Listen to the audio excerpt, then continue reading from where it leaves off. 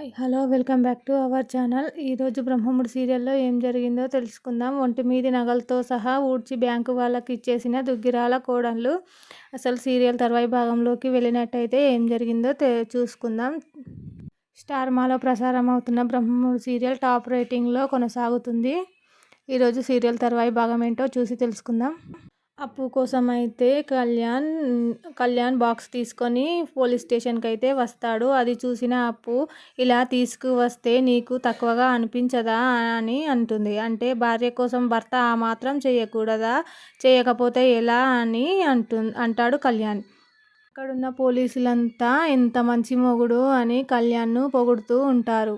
ఎగ్జిబిషన్లో నగలు అన్నీ శృతి ఏర్పాటు చేస్తుంది. అక్కడ వెనకాల ఉన్నది గ్రాఫిక్స్ అని బాగా తెలిసేలా తూతూ మంత్రంలా ఎగ్జిబిషన్ను ఏర్పాటు చేస్తారు. అదే విషయాన్ని శృతి వీడియో తీసి కావ్యకు పంపిస్తుంది. విజయలక్ష్మి బట్టలన్నీ సర్దుకుంటూ ఉంటుంది. ఎందుకు ఇప్పుడు ఈ పని చేస్తున్నావు అంటే, ఇంకెందుకు ఎలాగో వెళ్ళిపోవాలి కదా అంటూ వెటకారంగా మాట్లాడుతుంది. దాంతో ప్రకాశం ఆమెపై ఫైర్ అవుతాడు. అప్పు వింటోంది. రాజు చెప్తూ ఉంటాడు. ఎస్ఐ మోసం చేసిన విషయం కూడా చెప్తాడు. వాడు చనిపోయినట్లు ఆ ఎస్ఐ నాటకం ఆడాడు అంటాడు రాజు. అంటే ఆ బండోడా? అప్పు అనుమానంగా వాడే అంటుంది. కావ్య రాగానే వాడి మీద కంప్లైంట్స్ వచ్చాయి. పోయి మనకే ద్రోహం చేశాడా అని రాజ్ తన వైపు చూస్తూ క్లోజ్ ఫ్రెండ్ అని చెప్పి నాకు క్లోజ్గా మాట్లాడాలని చూశాడు. ఇదంతా బయట చూసుకోవాలని చెప్పు అంటుంది అప్పు. ఇక శృతి పంపించిన వీడియో చూసి కావ్య రాజ్ దగ్గరకు వచ్చి ఆ వీడియోను చూపిస్తూ ఉంటుంది. ఆ వీడియోలో ఉన్నాడంటూ కావ్య చూపిస్తే వాడు బ్రతికే ఉన్నాడా అని రాజ్ షాక్ అవుతాడు. ఆ పోలీస్ ముందు చచ్చిపోయాడు కదా అంటే, లేదు అండి, డబ్బు కోసం ఆ పోలీస్ వాడు అమ్ముడు పోయాడు కావ్య చెప్తుంది. ఇక అదే రోజు అప్పుకు రాజు కావ్యలు ఈ విషయం చెప్తారు. పోలీస్ ఏదో ఫ్రాడ్ చేశాడు, లంచం తీసుకొని ఇలా చేశాడంటే నేను పట్టుకోవడానికి ప్రయత్నిస్తాను అని అప్పు అంటుంది. ఇక అక్కకు బావకు ఇచ్చిన మాట ప్రకారం అప్పు ఆ పోలీస్ ఫోన్ ట్యాప్ చేస్తుంది. ఆ కాల్లో నంద దగ్గరకు ఆ పోలీస్ వస్తానని 10 లక్షల రూపాయలు రెడీ చేసుకోవాలని చెప్తాడు. దాంతో అతన్ని సీక్రెట్గా ఫాలో అవ్వడానికి రెడీ అవుతుంది అప్పు. నందు బ్రతికి ఉన్న సంగతి మాకు నిన్న రాత్రే తెలిసింది అంటుంది అప్పు. రాజ్ వెంటనే అప్పుకు కాస్త ఆలోచించు, సరే నేను చూసుకుంటా బావా అంటుంది నమ్మకంగా. ఈ సీన్లోకి వెళ్తే అప్పు స్టేషన్కి వచ్చి కేసు విచారణ మొదలు పెడుతుంది. అందులో భాగంగా కానిస్టేబుల్కి ఎస్ఐ గారికి దయానంద్ గారికి ఫోన్ చేసి ట్యాప్ చేయమని ఆదేశిస్తుంది. అప్పు చెప్పినట్టే చేస్తాడు కానిస్టేబుల్. అయితే కాసేపటికి దయానంద్ నందుకి కాల్ చేసి 10 లక్షలు తీసుకురమ్మని బెదిరిస్తాడు. ఇక దుగ్గిరాల కుటుంబంలో ఆస్తిని అంతా జప్తు చేయడానికి బ్యాంకు వాళ్ళు వస్తారు. వాళ్ళు రావడంతో ఆస్తి పేపర్లు అన్నీ రాజ్ కావ్యలు వాళ్ళకు ఇస్తారు. అదంతా లెక్క చూసి సరిపోలేదనేసరికి బంగారం కూడా ఇవ్వమని బ్యాంకు వాళ్ళు అడుగుతారు. ఇక అప్పు ఆనందాన్ని పట్టుకోవడానికి ఎంత టైం పడుతుంది అంటుంది కావ్య. ఒక 3-4 రోజులు పడుతుంది అంటుంది అప్పు. వామ్మో, అన్ని రోజుల రండి, దీంతో మనం పని అవ్వదు, మనమే వెతుక్కుందాం అంటుంది కావ్య. హే ఆగు, నేను చెప్తుంది వింటున్నావు కదా అంటుంది అప్పు వెంటనే. రాజ్, మనకు అంత టైం లేదు అప్పు, ఈరోజే బ్యాంకు వాళ్ళ ఆస్తులు జప్తు చేయడానికి వస్తారు అంటుంది కావ్య. ఏంటి మరి ఇంత వరకు ఎందుకు ఆగారు, నాకు ముందే చెప్పాలి కదా అంటుంది అప్పు.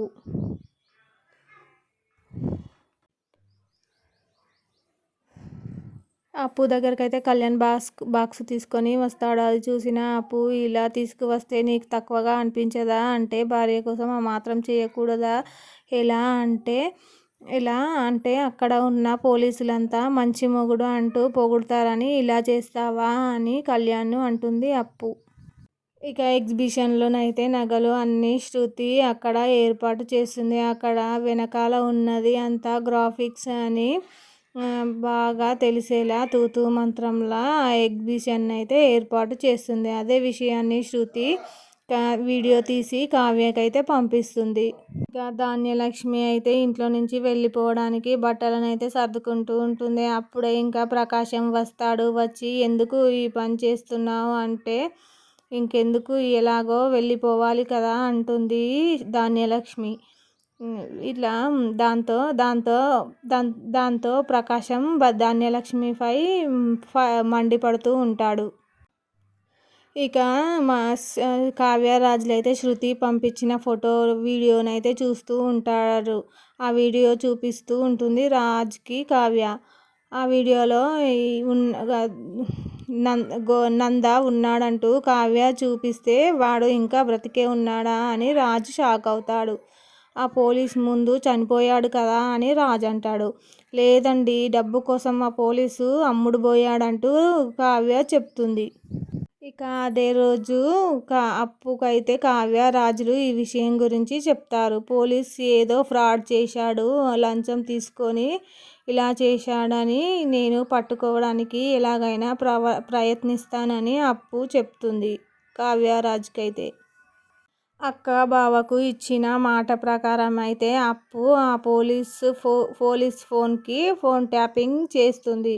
ఆ కాల్తో నంద దగ్గరకు ఆ పోలీసు వస్తాడని 10 లక్షల రూపాయలు రెడీ చేసుకోమని పోలీస్ నందాతో మాట్లాడుతుంటే అదంతా సీక్రెట్గా వినడానికైతే ఫోన్ ట్యాపింగ్ పెడుతుంది అప్పు. అదంతా విని సీక్రెట్గా విని ఫాలో అవ్వడానికైతే అప్పు ప్రయత్నిస్తుంది.